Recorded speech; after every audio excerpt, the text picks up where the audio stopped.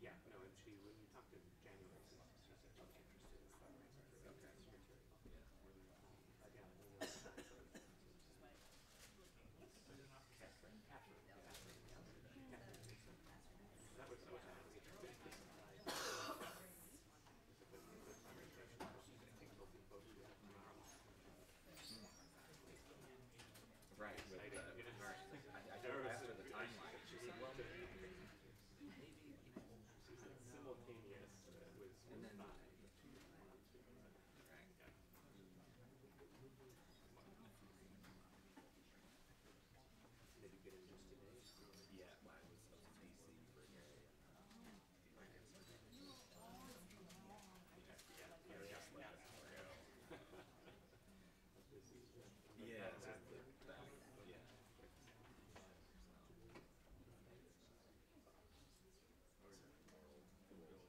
Yeah, the East Coast. So I see like spring, like DC is kind of fully, springtime flowers. Yeah, no, A little bit, yeah. New York. we were out until this Oh, really? morning, yeah, Okay. and You have a place there? no, just nothing, but yeah, it was less springish. Really? Yeah.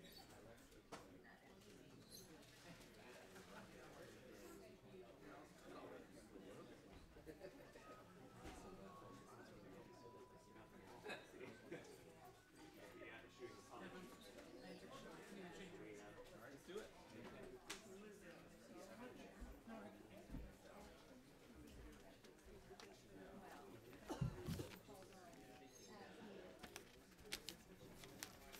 Okay, I think we will get started. Welcome, everyone, to our conference, Forgiveness, Interdisciplinary Perspectives. I'm Tyler Vanderweel, the Loeb Professor of Epidemiology here at the Harvard Chan School of Public Health and Director of the Human Flourishing Program. And I would like to welcome you all today and these 2 days ahead as we explore together this important topic of forgiveness. I will be providing a brief introduction to our conference, its various sponsors, including the Human Flourishing Program, and also this afternoon's pre-conference workshop, which Andrew Sarazin, the president of the Templeton World Charity Foundation, will also shortly say more about. Our conference is also co-hosted by Memorial Church, and the minister of Memorial Church, Reverend Professor Matthew Potts, will also be providing a further introduction to our conference and the topic tomorrow morning. All subsequent events will be hosted at Memorial Church, just a little bit away here in Harvard Yard. But forgiveness is clearly an important topic. It is important interpersonally. It is important for society. It is important to bring healing. It is important to the fabric of our world. And it is important for flourishing. And it is because of its importance to society and to flourishing that we have made it a focus of our work here at Harvard at the Human Flourishing Program. The twofold aim of the Human Flourishing Program at Harvard is first to study and promote human flourishing, and second, to develop systematic approaches to the integration of knowledge across disciplines.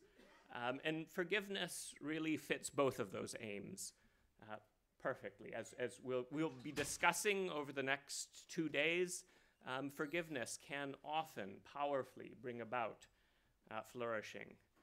Forgiveness is also a topic that needs interdisciplinary discussion and reflection. And over the next 2 days, we will be having panels on psychology, philosophy, law, theology, peacemaking, public health, and a concluding panel that tries to bring these various perspectives together.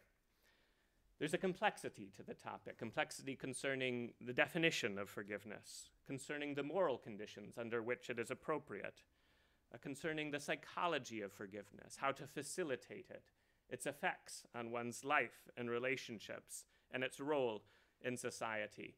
And so many of our panels will be considering these important topics from more theoretical, conceptual, empirical, and academic perspectives.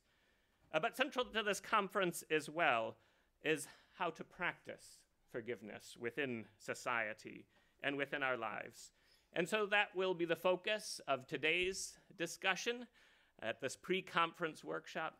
It will be the focus of some of our discussion in public health, and it will be the focus of a Saturday lunch session hosted by Talented Ventures on forgiveness as a pathway to societal healing. This conference also constitutes a celebration of the completion of a large randomized trial of a forgiveness workbook intervention developed by Everett Worthington, which we will be discussing at the public health panel on Saturday.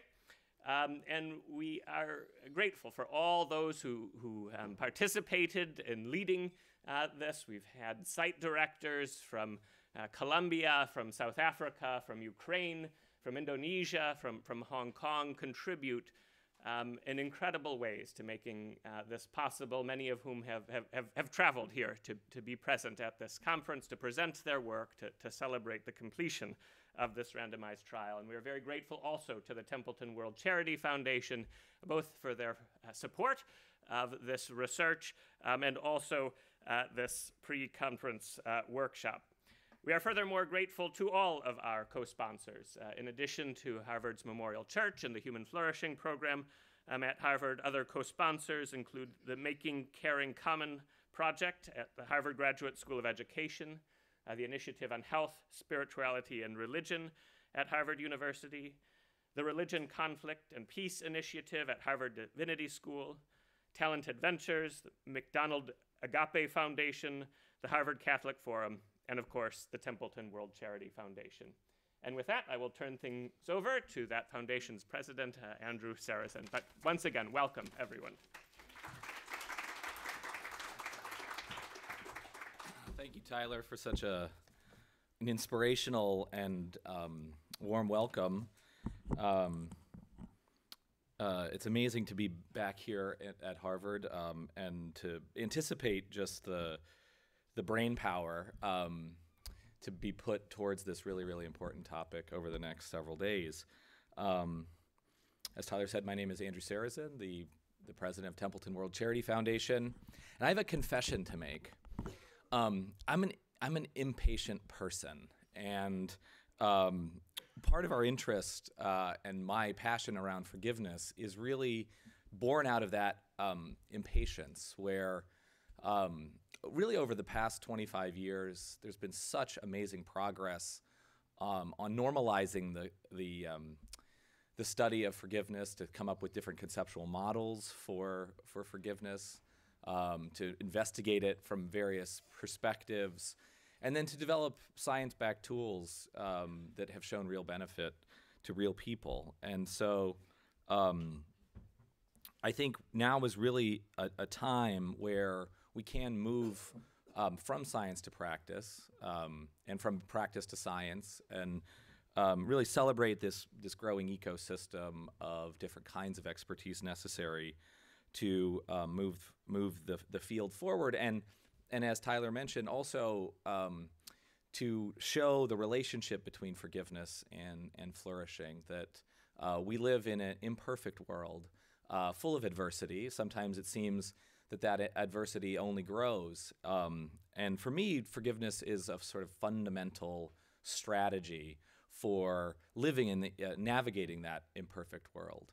I think of it, and I've often said this, as forgiveness is a kind of psychological alchemy that moves emotional garbage into gold. And in that way, it's a kind of miraculous thing. It is something that allows us to cooperate, to repair wrongdoings, and ultimately to fulfill our own potential for the future. And so at the Templeton World Charity Foundation, our mission, like the Harvard's program on human flourishing, is to support innovations for flourishing, specifically across scientific discovery, developing new interventions and tools, and ultimately creating movements based on those tools. And forgiveness is, a shining example for us of this virtuous cycle across discovery, development, and launch of innovations. We, for several years, have been supporting a campaign called the Discover Forgiveness campaign, which seeks to assemble the very best in scientific information to profile and support the development of tools for forgiveness, and then also to convene in public spaces discussions around forgiveness. Our focus is on enabling what we call frontline workers of forgiveness. Those are mental health workers, teachers, educators, and faith leaders to use those tools. And so really, this kind of thing I think is emblematic of so many things that the world needs, so many kinds of practices, so many kinds of discoveries that are necessary to address really the greatest challenges of our time, which more and more come from inside as much as they come from outside. So my role today is as a kind of MC and moderator, and so our first session will feature. Our first section is really entitled "Moving from Science to the Practice of Forgiveness," and we've got two very amazing people, inspirations for me, Freddie and Marina, who will make presentations, and then we will also hear from Everett Worthington about his work on developing the REACH forgiveness model, and then we'll screen a video. I guess this is the world premiere of this film produced by an amazing journalist and director Richard Sergey. So with and then I'll give you some instructions. So don't let me for later tonight. So.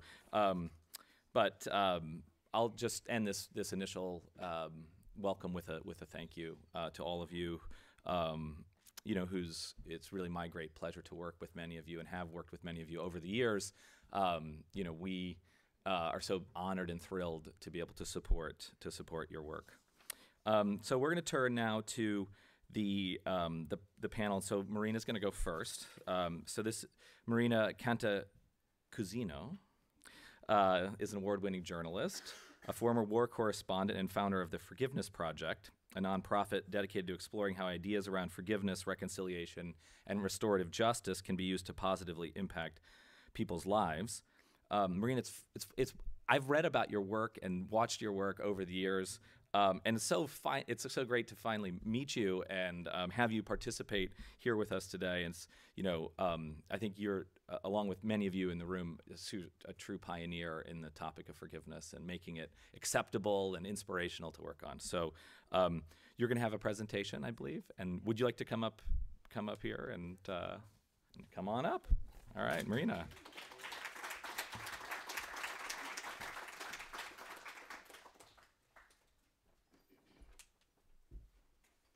Thank you, everyone. I don't know where the war correspondent came from. I quite like the idea, but actually I was a feature writer. I'm just going to see, do I just press the slides on? Yes.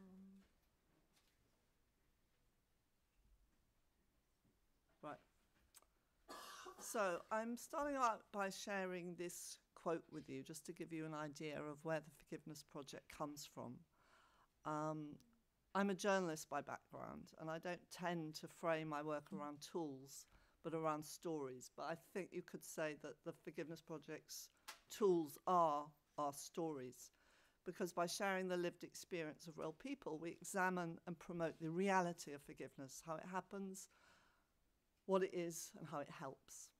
So, yeah, my background's journalism, and my aim has always been to open minds, because I really believe that people's beliefs and biases only shift when we hear the stories of others. And specifically at the Forgiveness Project, we don't drive people to forgive. Rather, we aim to open up a space of inquiry and exploration where forgiveness can be unpicked, debated, grappled with, and perhaps adopted. So for me, how I got into this was, it was this picture in 2003. This is a picture of 11-year-old Ali Al-Bass, whose face was plastered across newspapers across the world. In the opening days of the Iraq War, Ali lost both his arms and his entire family when a US missile hit his home. And I found the picture deeply disturbing when I saw it. And I'd just been on an incredible anti-war march, which was ultimately fruitless, and I was angry.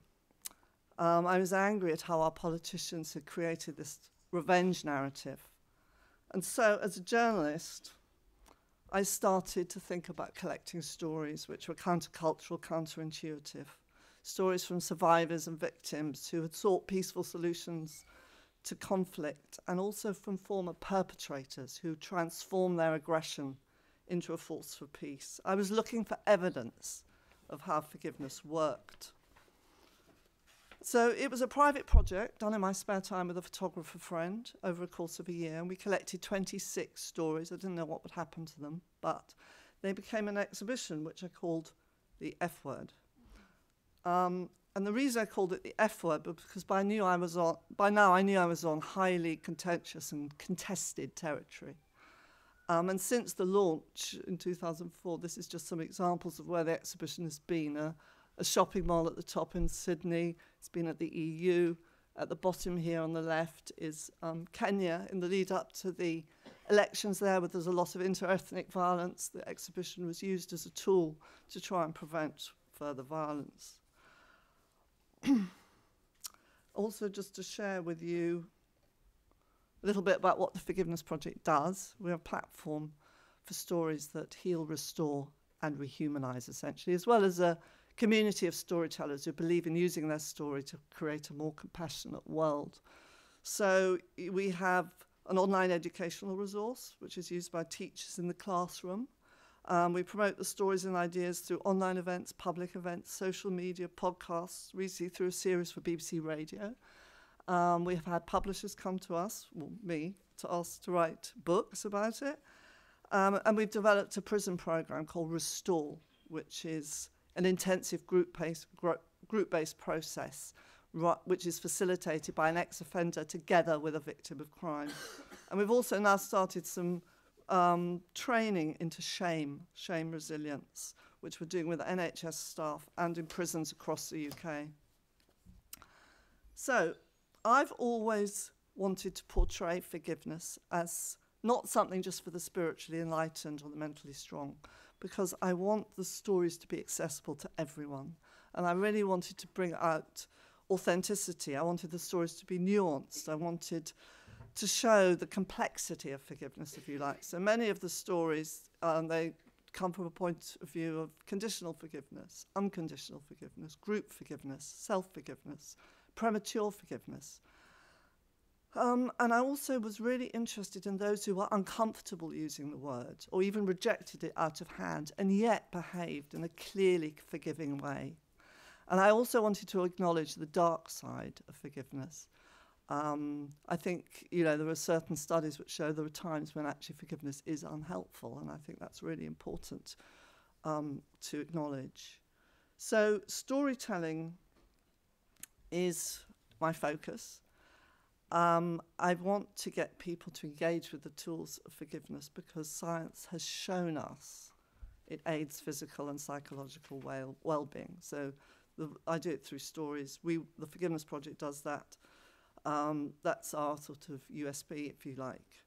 We operate at this very, very initial stage of trying to engage a conversation, grabbing people's attention, because I know as a journalist that stories stick whereas facts fade. Science is very good at engaging the mind, but stories open the heart. As Brené Brown said, stories are data with a soul. They're a pathway to engaging our right brain. They trigger our imagination so we can step out of our shoes into the shoes of others. They help us with perspective taking, with reframing our worldview, and therefore increase our empathy and compassion for others. I always like to look at the other flip side of everything. There's a dark side to stories as well because they are so powerful. They can just as well be used to fan the flames of prejudice and normalize hate, which is why we choose to work with the restorative narratives model. I'll just briefly whiz through what a restorative narrative is. The aim of the Forgiveness Project is to share these humanising stories, to drown out the noise of the increasingly popular stories of hatred and polarisation. And I can't talk without just bringing in a couple of our storytellers into the room, if you like, very, very briefly. I also want to say that the exhibition, The F Word, is actually on display. Thank you for Templeton for bringing it. It's at the Harvard Memorial Church. Louisa Hex, who's our coordinator here in America, has brought it. Thank you, Louisa. Please go and see it if you have a chance during the next 2 days.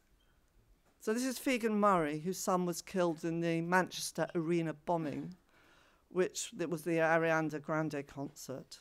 And Figan has, I haven't got time to tell you the story. As I say, it's nuanced and complex and difficult and fascinating. But all I'll say at this point is she chose to forgive because the only way she could survive the pain was to demonstrate the very values that were so lacking when her son was killed: understanding, tolerance, and forgiveness. And she says, so forgiveness became the vehicle I used to stay within my own humanity. I love the way she puts that. And this is Shad Ali, who was a victim of a racist attack and was left unconscious and in hospital for weeks. But the day he woke up, the next day after the attack, this is the thought that came into his head. Forgiveness came from wondering how on earth something could inflict that kind of pain on another human being without feeling anything. And I like this because I think it shows how forgiveness comes from the profound recognition that we are all connected and all human. Shad, in a way, had to move further in towards the pain in order to reimagine his relationship with it and transform it. This is sort of part of the alchemy of forgiveness, if you like.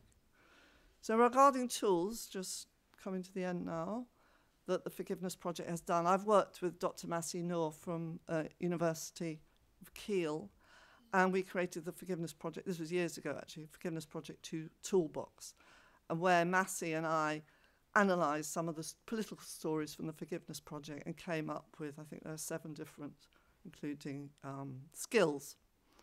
And in a few years, it's been accessed by 166 countries around the world. And we created this for the University of Kansas, with the Charter for Compassion, and it's for the Community Health and Development Program at Kansas. And that was one chapter of many, a very long chapter at that. This is a tool that I use a lot, and I discovered this, or a version of this. I've adapted it for my work on the internet. I like it because it really explains the journeys that so many of these storytellers have taken. It was a map that was originally developed by a Russian psychologist after the Bosnian War. And interestingly, I discovered online that she'd first called it 7 Steps Towards Forgiveness. And then she changed it the Trauma Healing Map. And I suspect it's because she didn't really want the baggage that comes attached to the word forgiveness. But who knows, I may be wrong. Let me just end with impact. I was just wanted to put up some of the pictures. Myself and Dr. Masih Noor wrote a tiny little book called Forgiveness is Really Strange, which has got lots of lovely pictures by a lovely illustrator.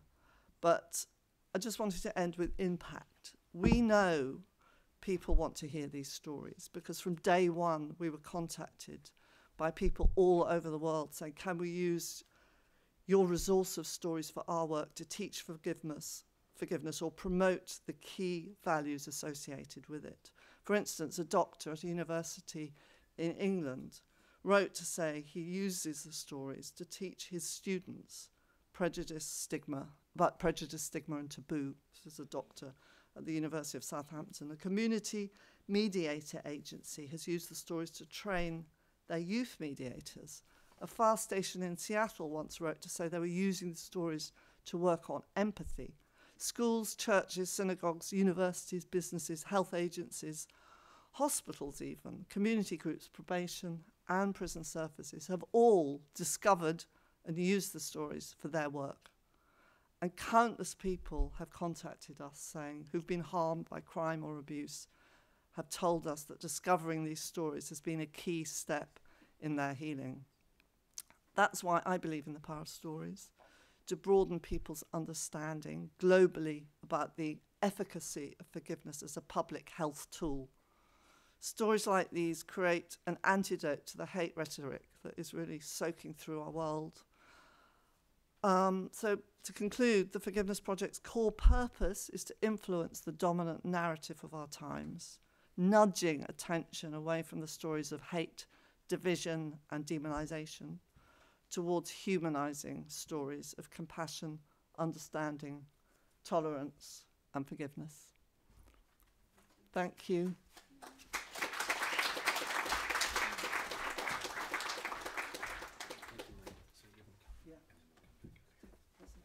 All right. So thank you, Marina. That was really excellent. And I know a lot of that stimulated a lot of questions for me, and also I think hopefully amongst you, and we'll take some questions in a minute. So now I'm going to introduce Freddie Mutangua, who is the director of the Kigali Genocide Memorial and executive director of the Aegis Trust, whose mission is to prevent genocide through education.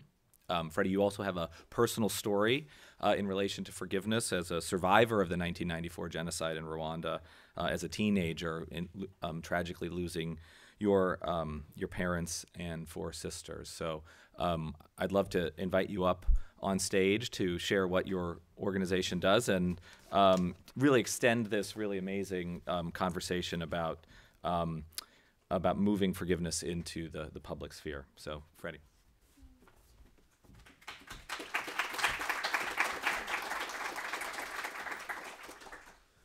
Wow. Thank you, Andrew, for a wonderful introduction. And thank you to the team of Templeton World Charity Foundation for inviting me today. Really, really appreciate it. Maria, that's fantastic. You're great. That's a great job. First of all, I want to take you into the journey through the development of Aegis tool for forgiveness and peace. But first of all, I want, as Andrew mentioned, I have my story as well. I want to first take you into my own journey, just explaining the tools we use for forgiveness.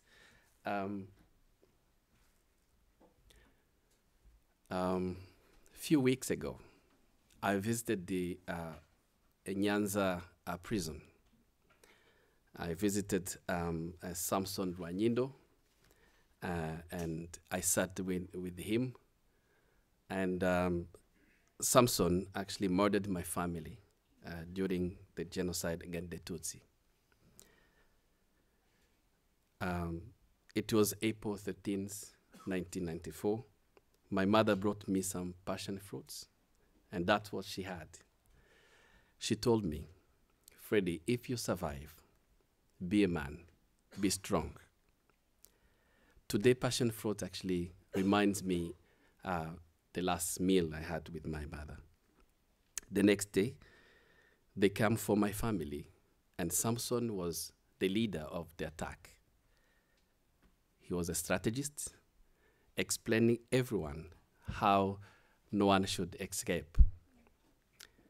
They first took my parents, and I heard later that they killed them with machete and clubs. Samson told me his group included specialists in killing children.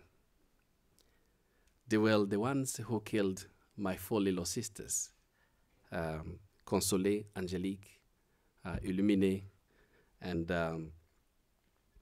Florence, and my my adopted sister, who was at home, but her, it was very, very harsh because she was raped before she got killed. So after clubbing my sisters, they thrown them in septic tank alive, and I could hear actually their voices crying for help. In 2 days, my family was reduced from 9 to 2, including my extended family. I lost 80 people And I survived with my sister Rosette, who actually came with me to visit Samson in a prison. And if you see the orange cloth, it means that he's been convicted and is serving his sentence. Other prisoners, when they still, actually the judgment going on, they are in pink or a different color. But him, he's serving his life sentence. Why? Not because of killing my family, but also he killed so many families. But at the same time, he's actually the champion in raping women in my village. That's why actually he's serving this sentence. So when I was sitting with him, he told me that the leaders encouraged Hut men to enjoy themselves with the Tutsi women, and because actually they would be killed anyway. Rosette was my sister who survived with me. She was nearly 16 years in 1994.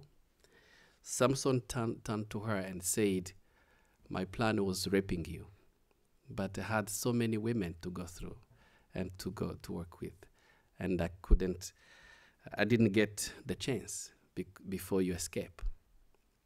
So imagine if these were your parents and the sisters. How would you feel toward the people who did this? It's a question to you. I came to understand what forgiveness is through my own story. Forgiveness is a process. 29 years may sound long enough, but I still hear their voices like yesterday. I didn't want to break down in front of Samson. Before I get into the room, I grieve and I cried, so that can be composed for dialogue. Despite admitting a horrific act, Samson avoided sharing some truth with me. And he requested for forgiveness. But if he's not telling the whole truth, why is he seeking for forgiveness for? It's only survivors. Actually, this is my story is not isolated. In 1994, 1 million people were killed in 1994. But what I realized, it's not only survivors who are on journey of forgiveness. Perpetrators are on journey to acknowledge their truth as well. Forgiveness is a two-way relationship. It involves building trust. Survivors need to know perpetrators are truthful and genuine. Perpetrators need to understand survivors want justice, not vengeance. That we seek to repair our lives, not damage others' lives. This doesn't happen through a slick slogan, or a single meeting, or shaking hands. Survivor isn't avoiding a death. After 1994, we were physically and emotionally wounded. We had no family support. We had to work out how to eat each and every day. We have to work out how to get the roof under our heads, and also to go to school again and to resume our school.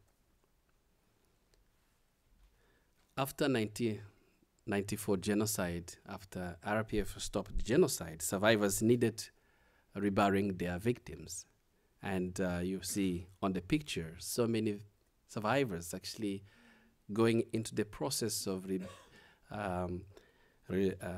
exhuming the bodies of their relatives who have been actually buried in shallow graves, and try to find a very dignified place for them. After genocide, many sites of killing, included churches, they become memorials in Rwanda.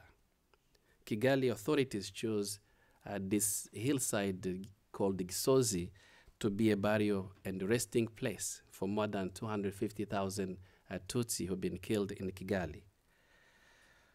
When the memorial opened in 2004, it helped answer some questions of remembrance, but we knew the memorial also has a power to educate today and the future generation with an intention to break the cycle of violence.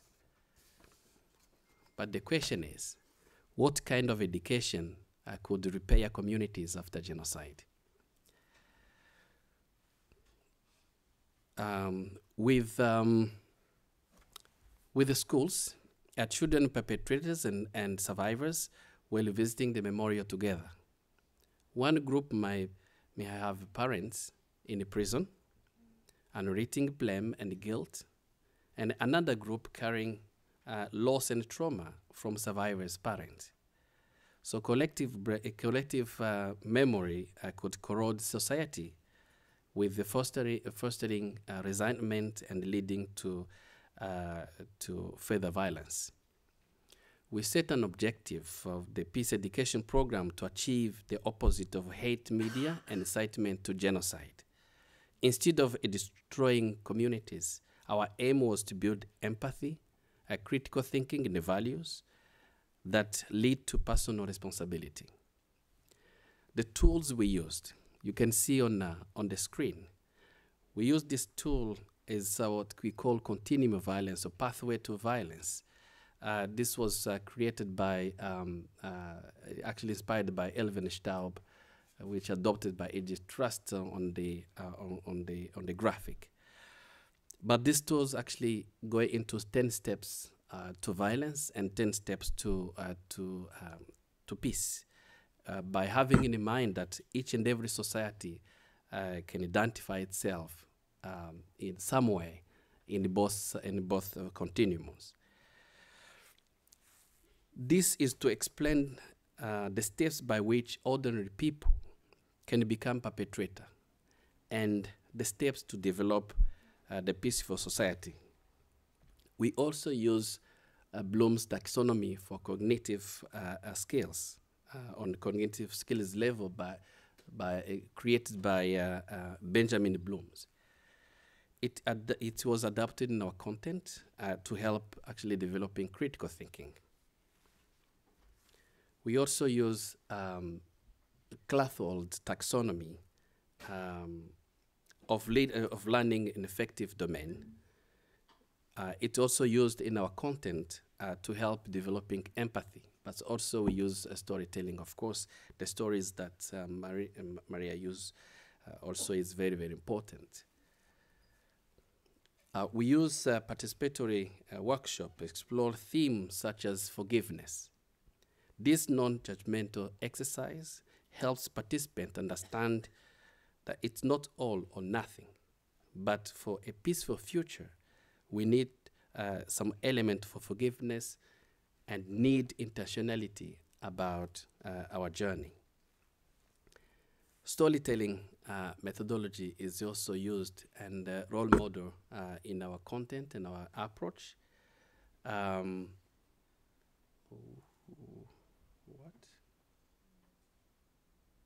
I don't know why this is not coming up. This is actually one of the forgiveness exercise. Actually, try to test by giving people's questions and test their feeling about forgiveness. What I'm going to say here is on this picture. It's about the storytelling because it's very, very important. This lady, her name is Grace. She was 10 years old, and she rescued Vanessa at the time of genocide. And Vanessa was less than 1 year. And I don't have really time to explain how her story really inspires humanity, but her courage and her story is very, very important for people to listen to because her courage really is very inspiring. We launched the Peace Education Program in 2008. An independent analysis showed that it changed attitude and behavior of the students and the communities. In 2014, the government of Rwanda adopted this methodology and content into the national curriculum to be taught in the primary and secondary level. And today, what was the pilot that came from Kigali Genocide Memorial is reaching more than 2 million and a half students around the country per year.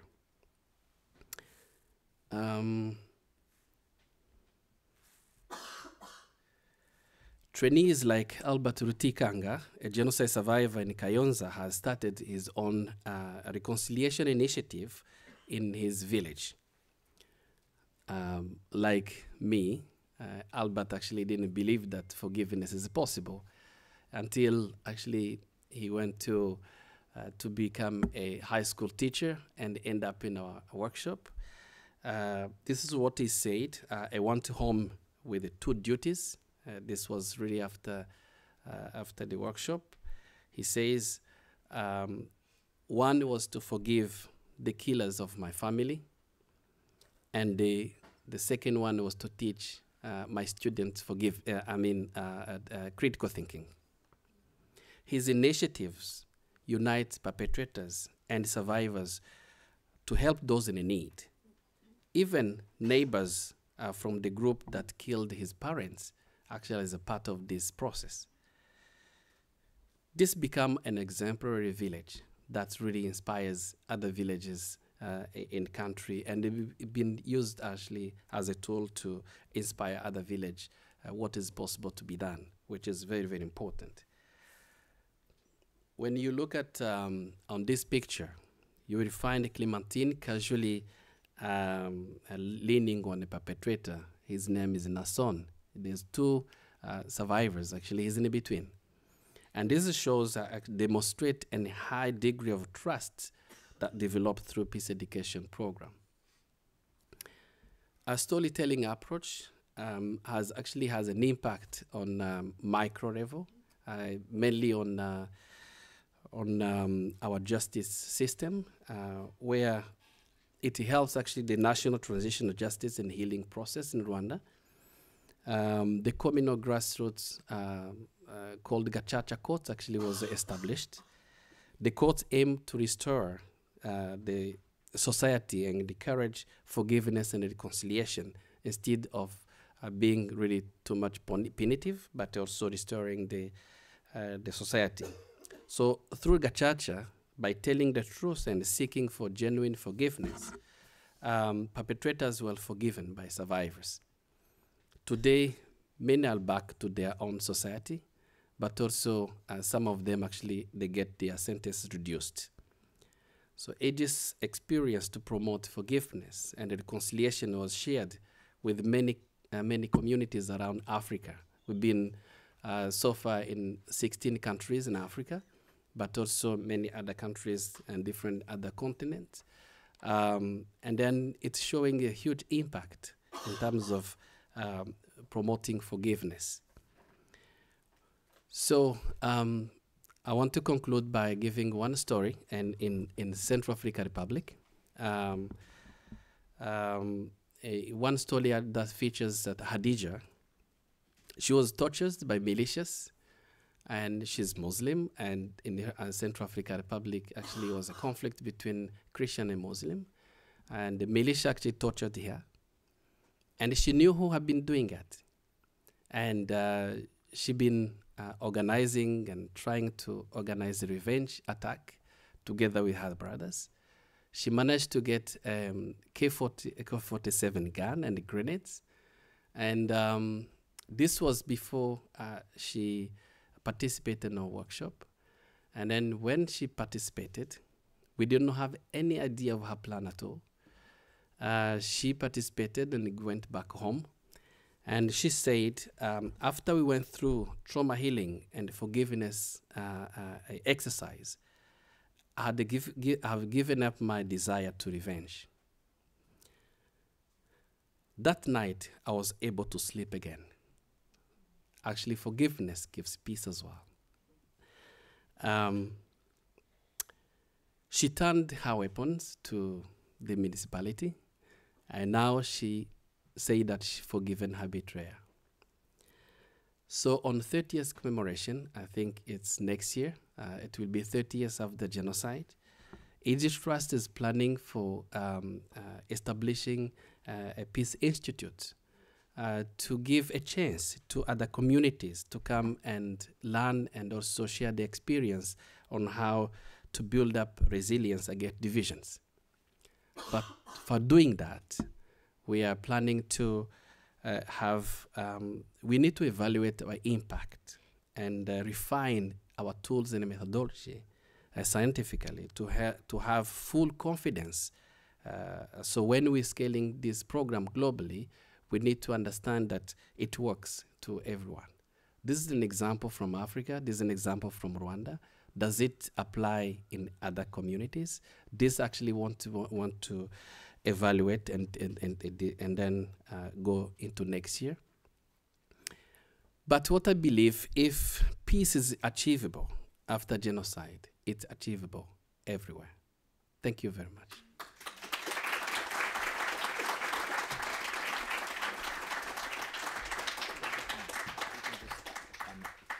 We're going to now take some questions. And so, Marina, if you want to join us up here.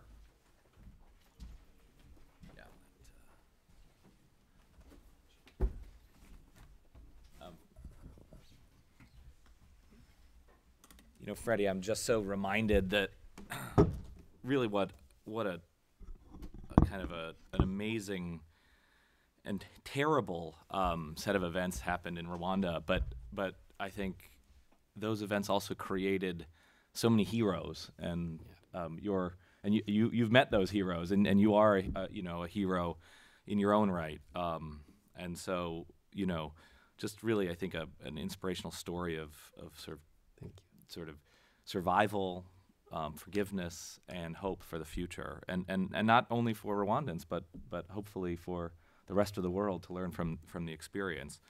I think we've got about 10 minutes here for questions, and so one of the things that, so maybe I'll just start with one for each of you, and then we can take audience questions. We've got two mics. And I think I'll start with the kind of,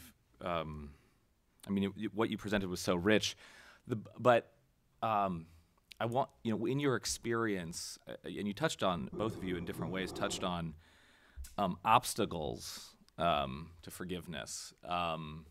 Some obstacles can be common myths or misperceptions about forgiveness. Different social environments may be sort of less conducive to forgiveness. I mean, the Rwandan example shows the kind of how you can scaffold social structures and reconciliation processes to promote forgiveness. But I think anybody who seriously considers the topic knows just how challenging and complex the topic is.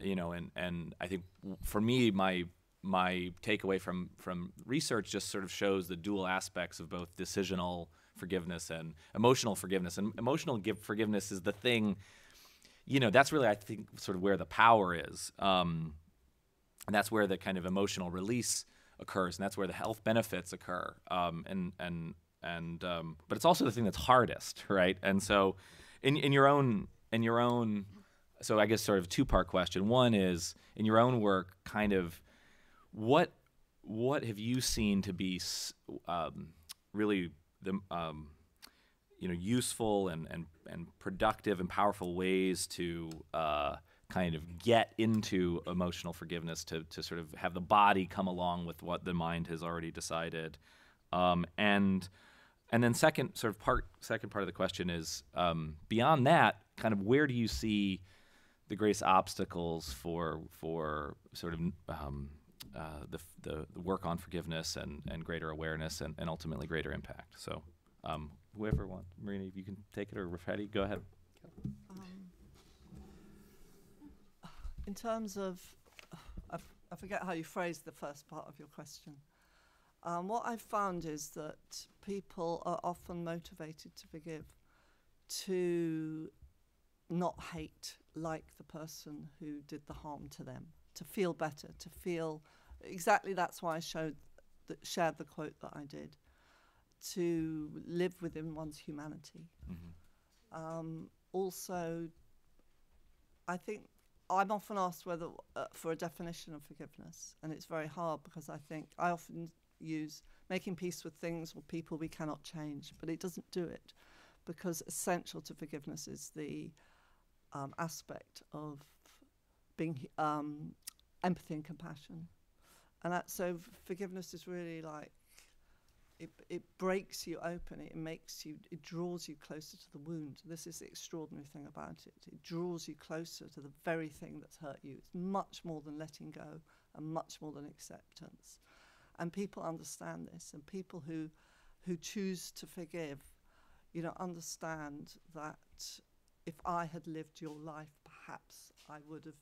That's the only way I can get round your story. If I had lived your life, perhaps I would have done what you did.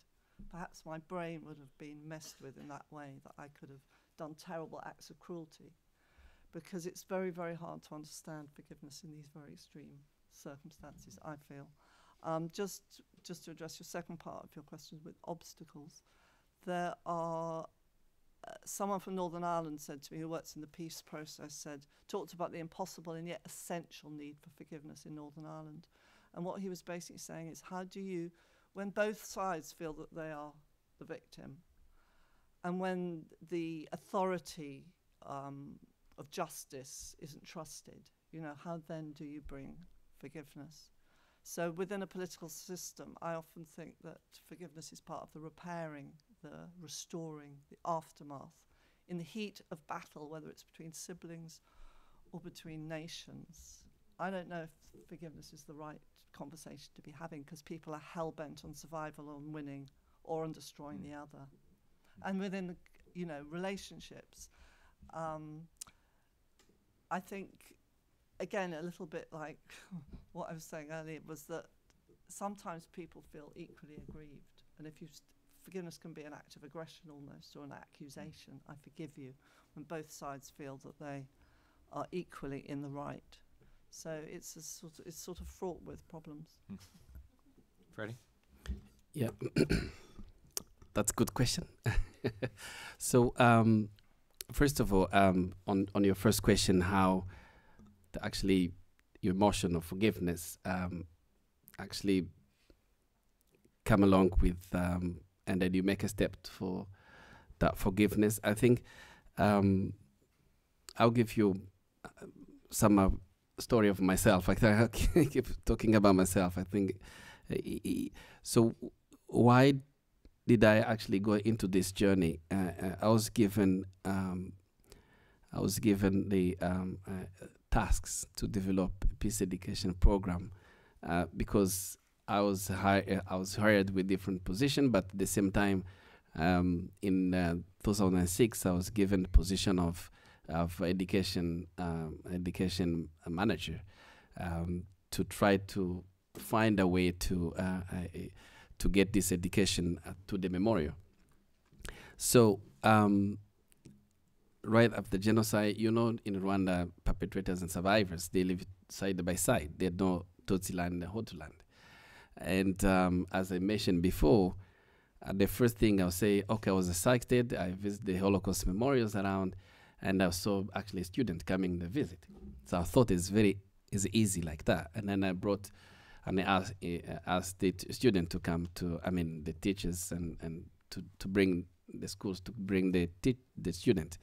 When they arrive, I find, we have children of perpetrators and the children of survivors. That's how I get challenged. What kind of message I give those people? That I'm not creating collective blame while talking about how to kill the Tutsis and everything, and how I create I get the survivors' children angry against the children of perpetrators. So that was the more challenge. The second challenge I had was I find out that you give what you have. We are talking about peace. We are talking about reconciliation. We're talking about forgiveness. Did I forgive myself? So I had to work on myself, just emotionally, how to, and then I was saying that if I'm teaching about forgiveness, I need to do something on myself. So what I did, I went to my village because I'm not from Kigali, the capital. I went to West, where my village. I invited people, and among them, actually, those who been released from prison, and I brought them to the memorial to see the feeling of it. And then they came, and while they were going around the memorial, I saw one of them is weeping, is actually crying. And that actually, I was stuck to understand why this extremely bad guy is crying, why he sees actually a child been killed. So that's how I find that humanity lives within us, even if you try to cover it. So that's why I was saying I need to prove this humanity within this guy to have a seed of humanity again flourishing. So that's how I find I got actually into this journey, and the way I saw his emotions, I saw my emotion as well, struggling on my path.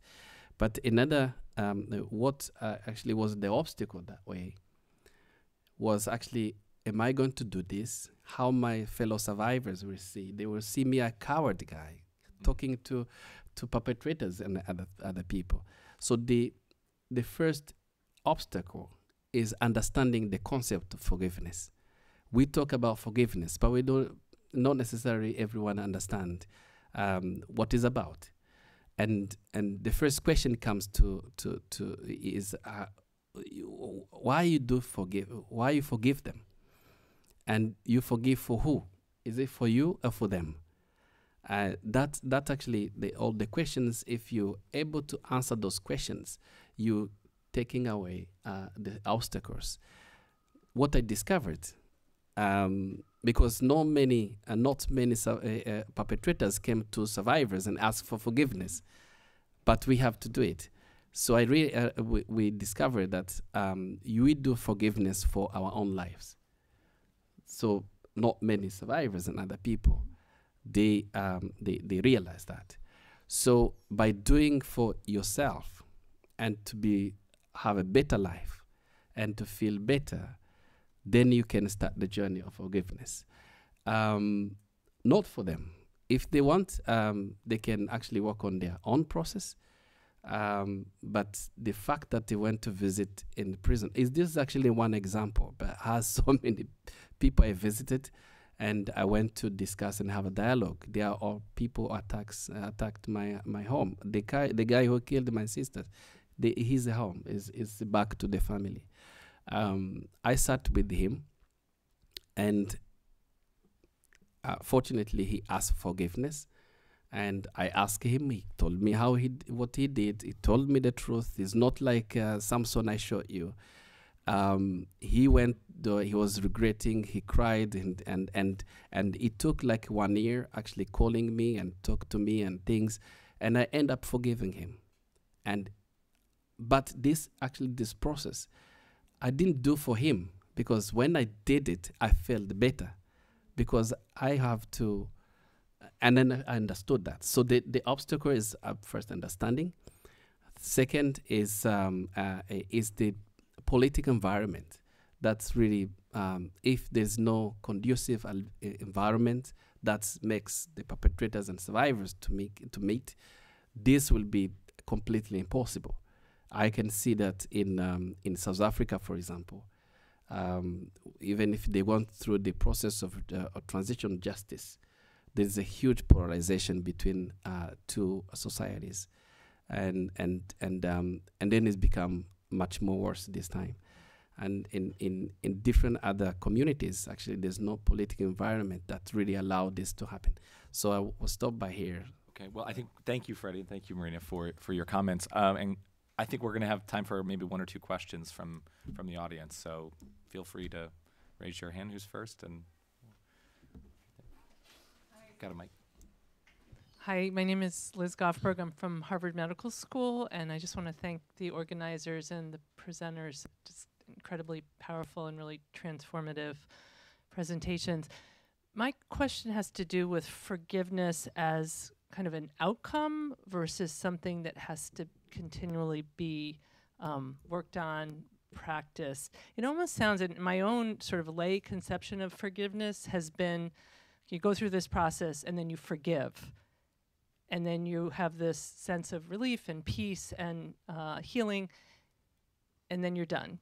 But it really isn't that way, because I think when there's trauma, you know, it can rise up and you can again feel resentful, and you know, it reminds me a little bit about of spiritual practices. You may feel that you have faith and then you doubt, and there may need to be some kind of regular practice or ritual to keep it going. And I'm just That's a great question. wondering if you can comment on that. Shall I? It's definitely true what you say. One day you can forgive and the next day hate actually all over again because you've been triggered by something. But I think at the same time it's incrementally does change. And for some people it is a kind of epiphany, but they're quite rare. Mostly it's something to be worked at and worked towards. I'm just going to share one of my favourite quotes and paraphrase it actually by the author of The Kite Runner, Khaled Hosseini, and he says forgiveness isn't an epiphany. He says it buds. He said it's pain quietly in the night gathering its things and slipping out unannounced. And when I read that, I thought that really chimed with many of the stories that I collected, that it happens slowly but surely, for so many varied reasons and different reasons. But the wounds are still there. And it's absolutely right. It's not a destination. It's a journey, not a destination, just to use that overused phrase. I would say that forgiveness is a journey that doesn't have an end, because there's up and down all the time. I'll give you an example of my friend who actually decided, like me, actually said, I'm going to talk to my perpetrator because I feel you're through that, and then you're okay, you no longer have nightmares and things, and they say probably I need to try it. And then he made a step and he went to see his perpetrator. Was in prison. He was given like the permission. Can take months actually to get into prison. And he got there, the guy looked at him and he say, and then he said that, what do you want from me? I feel that what I did is not enough. So he came back and say, this is not going to work. And he went to another one, and then the other one actually was showing compassion, actually said he asked for forgiveness and everything. But the fact that there's one of he felt better with that one, but the fact he kept reminding him, and that one, first one that we said he didn't finish the job, it reminds him all the time, and he still have a long way to go, and for myself as well, because when I got married, because I did start this journey before, I looked at my round and I find I should have my family with me here. I was angry on that. And this is normal. You have to go down and up. But you have to, when you started it, when you're conscious about it, you have to understand also that there will be episodes that will remind you how wounded you are and how the trauma doesn't go away.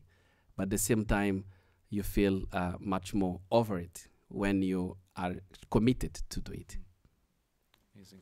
I think we're going to have to move on to the rest of the program, but thank you so much for sharing presentations and wonderful comments. So. Thank you both.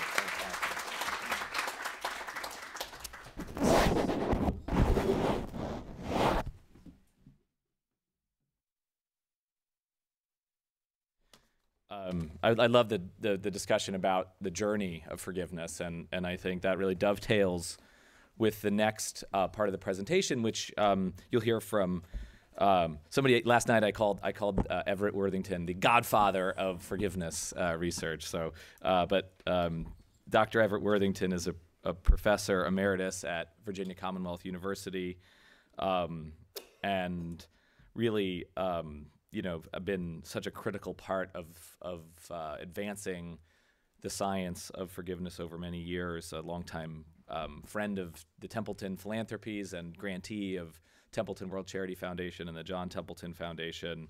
And in particular, we're interested to hear tonight about the REACH forgiveness method. And during the conference over the next couple of days, you'll hear in depth about the study of this REACH method and in particular its workbook in a global context. And we have tonight 5 individuals who ran sites for site leaders for that multi-center trial.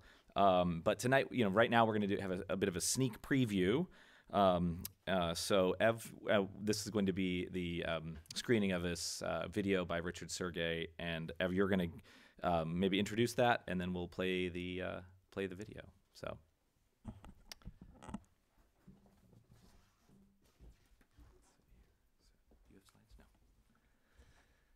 Thank you, Andrew, for the Godfather. So I would like to tell you a little different type of story than the ones that we've heard. And this starts in 1990 when I had just published a little clinical article on an intervention to promote forgiveness. And this 21-year-old genius shows up at my office named Mike McCullough. And Mike says, I want to study forgiveness. I had not studied forgiveness. I had practiced in couple counseling, but not studied it. And so Mike would come every week, having gone to the library, covered in dust. That's when you had to go to the library. You remember that. Anyway, covered in dust from digging through the stacks and present this obscure article on forgiveness. And I would sit and I would stroke my beard and pretend that I understood exactly what he was talking about. Whereupon, afterwards, I would go over to the library and try to dig that article out so I could keep up with Mike. Quickly after that, Steve Sandage came. He wanted to study forgiveness, but psychoanalytically and evolved instead of social psych. 2 trips to the library every week. Jennifer Ripley showed up. She wanted to study it in couples. 3 steps, 3 times to the library. Basically, I blame my graduate students for making me study forgiveness. But my story that I wanted to tell you is really one of gratitude, because over the years, it wasn't just those 3. It's been so many people that I've had the privilege of collaborating with. And the Templeton World Charity Foundation for supporting our research, and the John Templeton Foundation for supporting research, and Fetzer Institute for supporting the research. And I just feel just honored beyond belief to have been able to associate with these wonderful scientists and humans over the years. So what happened is, over time, this REACH forgiveness model kind of grew. And the Templeton World Charity Foundation commissioned Richard Sergey to, I don't know if people can see you. Would you stand up? No? Okay, he's going to wave. Okay, this is Richard. They commissioned him to do a story that was a story of impact, is what it was called. And Richard did such a wonderful job with that it won a ShareCare Emmy Award. So we have an Emmy Award winner here. It was a powerful video. So this video is now another powerful video. I chose not to talk about the content because the video speaks for itself. Richard has taken data, interviews about data, and turned it into powerful stories. I hope you appreciate this. Thank you, Ev. Okay, let me see if I can.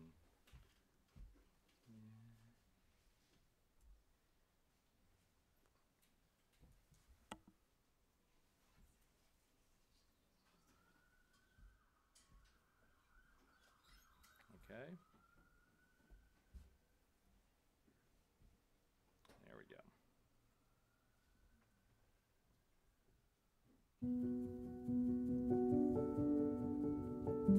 If you talk to anyone, most people, anywhere around the world, they're dealing with something that has to do with forgiveness. Forgiveness starts in people's hearts, but it soon spills out into their relationships and then into relationships among people. It can really influence us at every level. Ukraine is under attack by land, sea, and air. Brutal killings carried out by Russian forces. Possible war crimes committed by Vladimir Putin's army. I know that those Russian people are precisely those people that I knew before. Some of them were friends, and yet they either involved in this war and support this war, or they try not to think about what's going on. So how can I forgive them?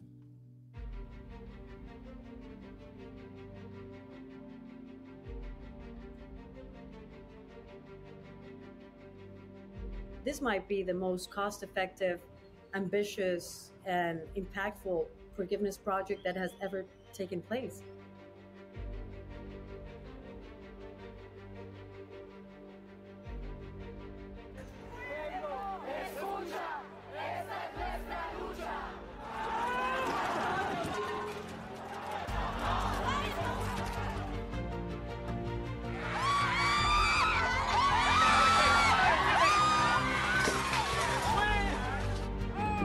South Africa's worst violence since apartheid.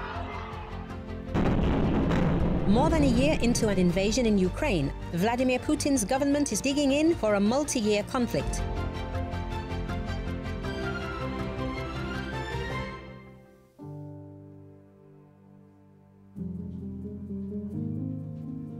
There is a science of forgiveness that is quite well developed now, and we're starting to develop a real body of knowledge about how to help people forgive.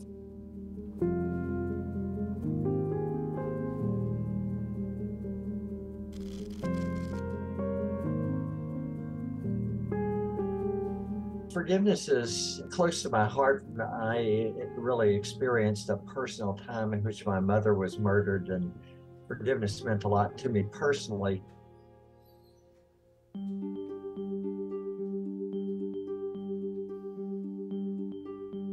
There have been many studies of reach forgiveness showing that in a number of different contexts and settings it is effective. REACH is an acronym. These are steps to emotional forgiveness. So R, recall the hurt. People can't forgive if they don't admit that they've been hurt. E, empathize with the offender. A, the altruistic offer, gift of forgiveness. Forgiveness is an altruistic gift. It's not dependent on the person saying sorry, and in giving it, I myself receive a gift. C, commit to forgive, and then H, hold on to the forgiveness during times where those difficult emotions return. The benefits of forgiveness are huge. Forgiveness has been found to be related to physical health, psychological health, also spiritual health. So it's pretty crucial for people's overall well-being. Forgiving lowers the amount of cortisol in people's blood. It affects every system in their body, from the size of their brain to their sexual functioning to the cardiovascular risk, the immune system. And so it really helps the person physically.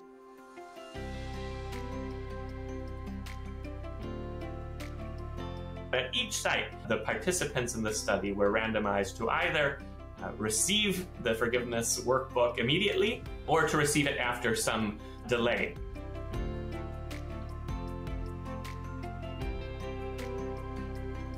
I look at this workbook as being a way to introduce people to what forgiveness is, get them to think about it in terms of a hurt that they are trying to work through.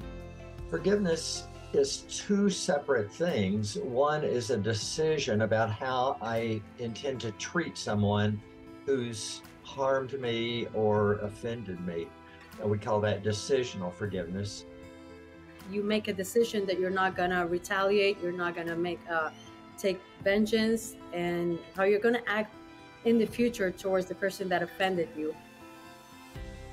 The other type of forgiveness is called emotional forgiveness. It is an emotional change in which I experience different feelings toward a person, such as empathy for the person, or compassion, or even love.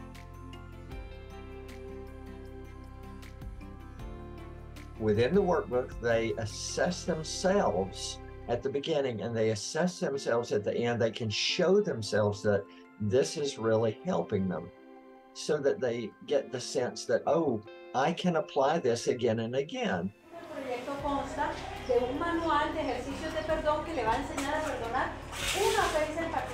What really got to me was to see how approachable it was.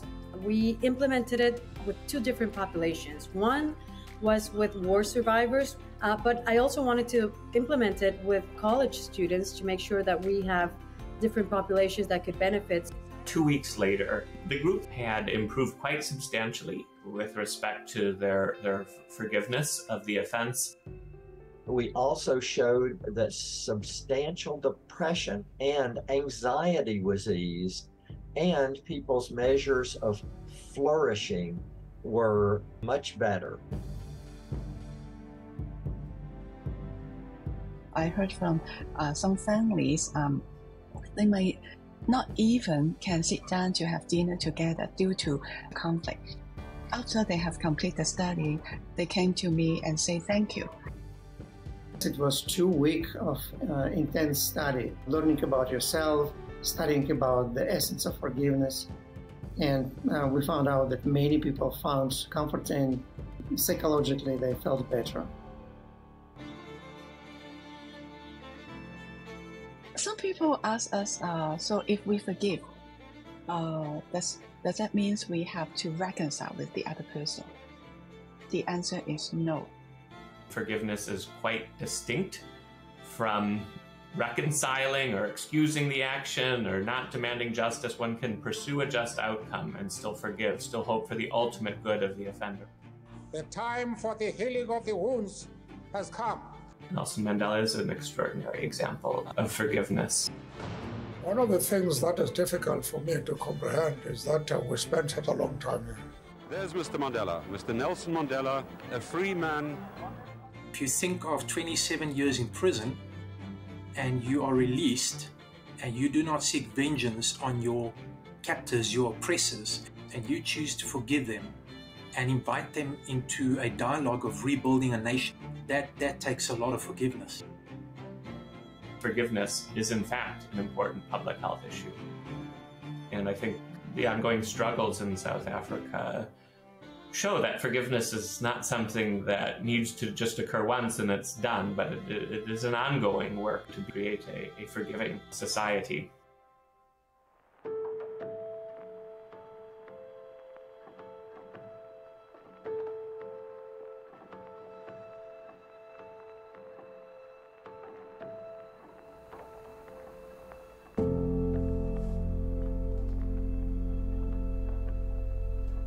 I worried about that situation continues for a long time.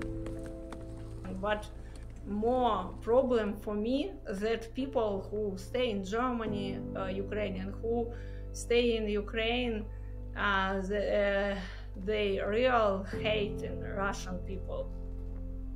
I have to switch off my emotions, because when I think about face of 13 years old girl from my church, whom I heard so many times when she was quoting Bible verses, how innocent she was, and then just she was killed, she and her mother, in Bucha, here near Kiev.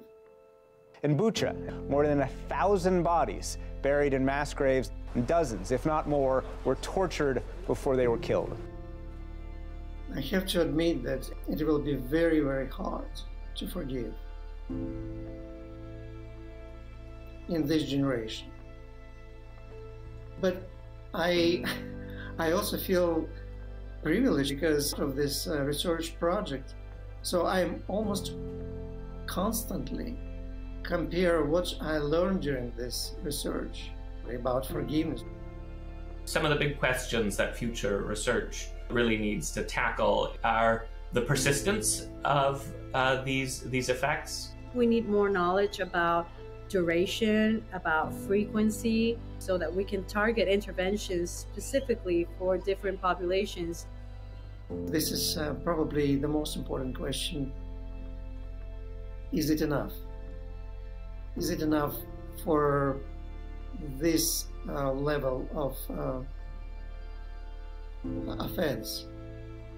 It's real hope for me that my family can stay normal people who can forgive. I hope we can stop this war and we can build a new relationship with Russia, with Russian people. Forgiveness is hard, and life is hard, and forgiveness is part of that.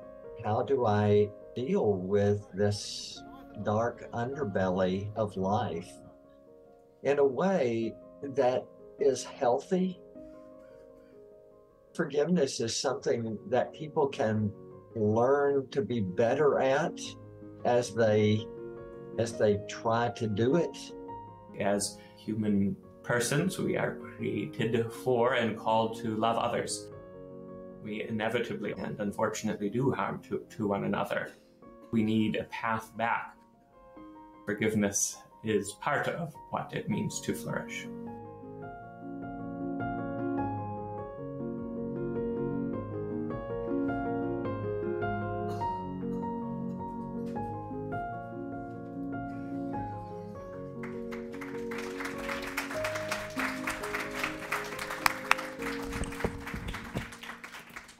So thank you all for joining this. It was really just the start of a conversation. You'll get to mingle with some of the celebrities from the film. And Richard, I am going to ask you to stand up, and we can thank you for your fabulous work.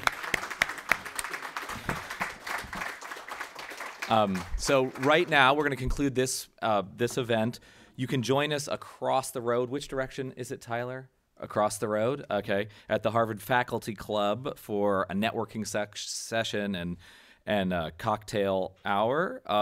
We've actually prepared a few stations to stimulate discussion, and our forgiveness experts will guide you through this. So when you enter the Faculty Club, you'll pick up a button, and you will look for one of 4 stations where there's a sign that says, "Ask me a question," to learn specifically about the work of our Discover Forgiveness campaign.